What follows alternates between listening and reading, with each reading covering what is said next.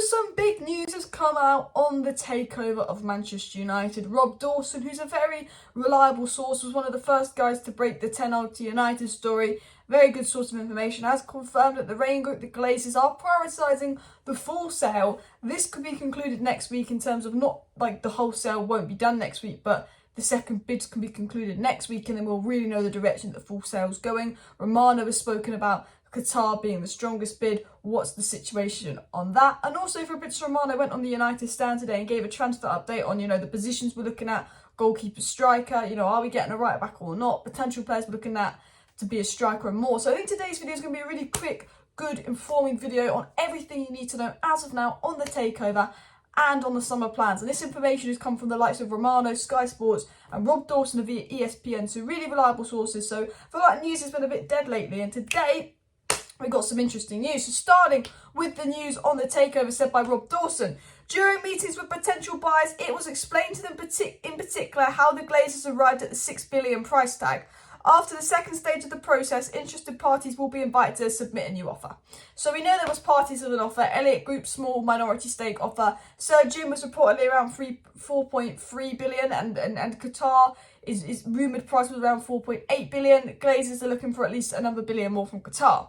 We know from other good sources that although Glazers want 6 billion, they could potentially settle for something between Qatar's 4.8 billion offer and their 6 billion price tag, so potentially Qatar to up their price. And they've been explained to Qatar and Sir Jim Ratcliffe why the price tag was so high in recent meetings with them. Lots of reports, lots of stories coming out about Glazers preferring minority stake, this and that, this and that. I generally, to this day, still believe it's what Mike Ashley did with Saudi Arabia. It's a negotiation tactic to get more money out of Qatar, because the Glazers know Qatar have a lot of money. Because the Raine Group, who are the real source of information there, it was goal, as they said in November, was the full sale. Their goal, again confirmed by Rob Dawson, is the full sale. That's the priority, which we're going to dive into now. Rob Dawson said the Raine Group have prioritised parties interested in the full takeover over small investors. However, meetings have also been held with groups interested in small investments. So although the Glazers are meeting with groups, they're interested in small investment, because why won't they? That potentially could be good for them. They're saying the priority is still the full sale. The Raine Group said in November, December, the priority is still the full sale. They're saying that now. Because we've had a lot of speculations that full sale is not full sale. And I trust Rob Dawson. I generally think he's a good journalist. And if he's saying, the priority of the Raine Group is full sale, and everyone around the Raine Group and everyone with credible links to the Raine Group is saying they're more focused on the full sale, but of course they're taking the Elliott Group seriously, because the Glazers, obviously with Ten Hag doing well lately, could potentially consider this, because Man United could make more money. Now, it was said by other good reliable sources that realistically people inside the club had been saying that the Glazers do not have the money to stay at United. Even with investment from the Elliott Group, it would slowly run out, just because of how competitive the Premier League is getting, how much more they need to spend, and due to United's less recent success for United on the pitch, it's obviously gone down a little bit. And, there's potential that the Glazers maybe are delaying the sale because they're like, okay, we want the full sale, but the minority stake here, this could be a good offer with Ten Hag growing. But the overriding news is still that the full sale seems to be the plans of the Raine Group. And the Raine Group are the one coordinating this. And if they're still more focused on the full sale, and this is a good journalist saying this, I'm going to continue that positivity. We had Jim Ratcliffe and Qatar both come out very confident, saying they think they can get this deal sorted. So maybe they know deep down the priority could be the full sale. However, never put it past the Glazers to change their mind. It was also said as well, the second stage of the process could be concluded by the end of the week, said Rob Dawson. So we know we're in the second stage of the sale. We know the first stage was a couple of weeks ago where everyone put in their bids, and then we had that soft deadline. The second stage is the Elliott Group, Jim Ratcliffe and Qatar have all been invited to Old Trafford to look over financials. And right now we are in the second stage of the sale, and they're saying that that's going to be concluded this week. That was always the plan, to conclude the second stage this week. And I think it was The Athletic that said, or someone from The Athletic, once the second stage is concluded, they'll probably pick the best offer and take them into the third stage. And we might find out next week who that best offer is.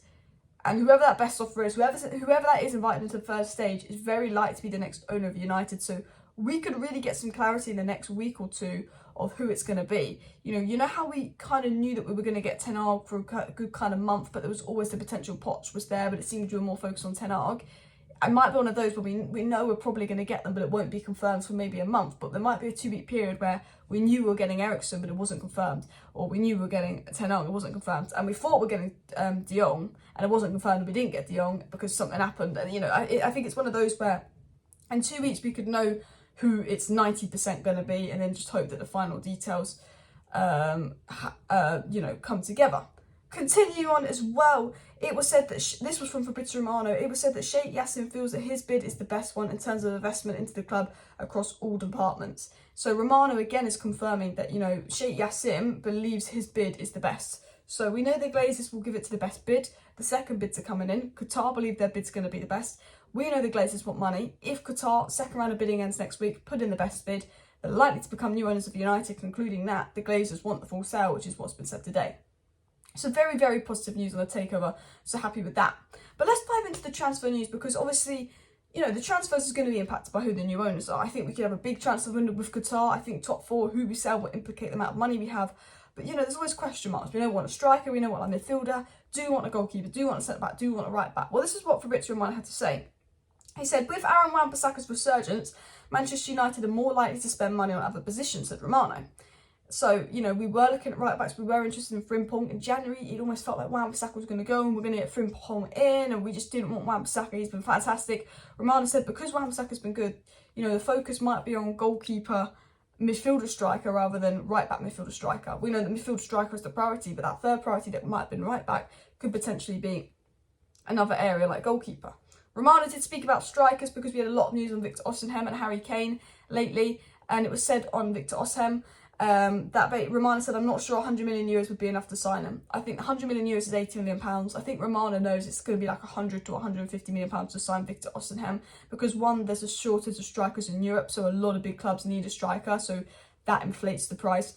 2, he's very young. 3, Napoli paid a lot for him, and 4, he's generally been immense this season. And I think, Romano's confirming it would take a lot. And Romano also spoke about Kane, and again, it's a bit of a blow with Kane as well. He said at the moment Harry Kane is speaking to Spurs over plans for next season regarding head coaches, tactical plans, etc. before committing to a new deal.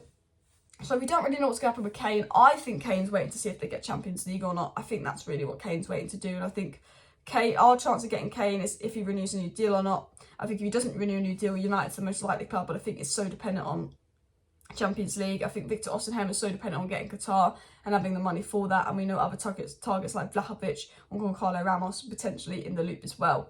It was said as well that United have sent scouts to watch Diogo Costa since September and October, and that was said by Fabrizio Romano. We are interested in a goalkeeper, and we have been watching Diogo Costa since multiple times. Again, because he's going to be a £60 million keeper, I don't see United getting him this summer, potentially next summer. I think if we get a keeper, it's going to be that Dortmund one we're linked to, or David Raya for around 15 million, because I think most of the budget will be spent on that striker and midfielder. And Romano said that, goalkeeper, we could have De Gea next season, but we are having a look.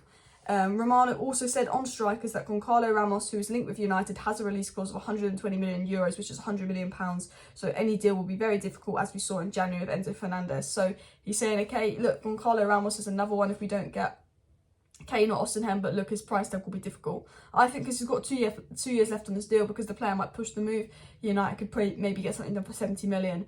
But again, Benfica know there's a shortage of top strikers in Europe. Bayern, United, Chelsea, amongst sides that want a top striker. Benzema's running out of age. PSG looking at one as well for the future.